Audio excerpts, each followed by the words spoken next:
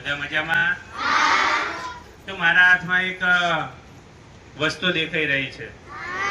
દેખાય છે? કોને ખબર છે આ શું કહેવાય? ક્યાંય જોયું છે? નથી જોયું ને?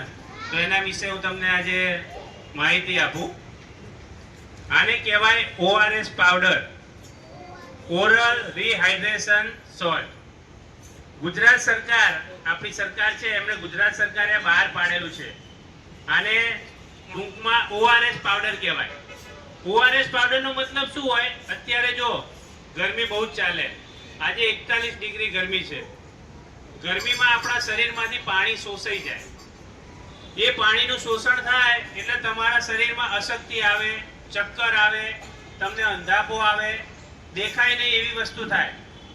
સાહેબે કાલે આપણે સ્કૂલમાં એક કોર્નર બનાવ્યું છે, એમાં ORS ની પડીકી મૂકવામાં આવશે. આ ORS પાવડર ક્યારે લેવાનો? કે તમને એમ લાગે કે મને પાણીનો શોષ પડે, ચક્કર આવે છે, મને દેખાતું નથી, અંધાપો આવે છે, અથવા વીકનેસ લાગતી હોય, ત્યારે આમાંથી ORS પાવડરની પડીકી લેવાની, પાણીમાં નાખવાની અને પછી પી જવાનું.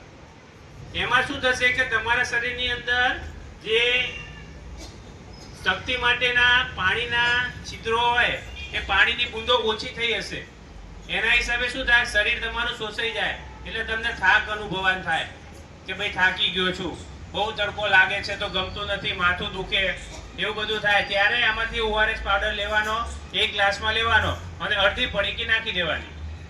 અડધી પડીકી આ ORS નો પાવડર નાખી દેવાનો અને આપણે પી જવાનો. થોડી વાર તમે ORS પાવડર પીશો એટલે તમને આમ સારું ફીલ થશે, તમને આમ સરસ લાગશે, તાજગી અનુભવાશે. અને કોઈને ઝાડા થઈ ગયા હોય, ગરમીમાં ઝાડા થઈ જાય, લોકોને ખબર છે, તમે ઉઘાડા પગે ચાલો, ગરમીમાં બહુ જ ગરમી હોય 45 ડિગ્રી, અને તમે બપોરે તડકામાં નીકળી જાઓ, ખાધા પીધા પછી નીકળી જાઓ, તો એ તમને શરીરની અંદર નુકસાનકારક કરે. ત્યારે આ ORS પાવડર પીવાનો. ઝાડા થઈ ગયા ત્યારે ખાસ પીવાનો.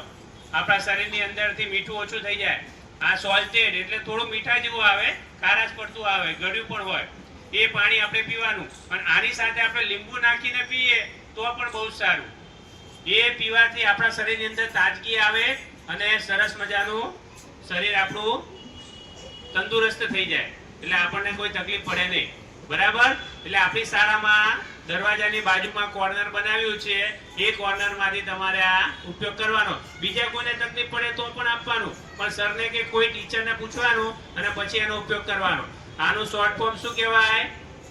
ORS powder. શું કહેવાય? તો આજની આ માહિતી ખ્યાલ આવી ગઈ? ઓકે, સરસ. ચલો.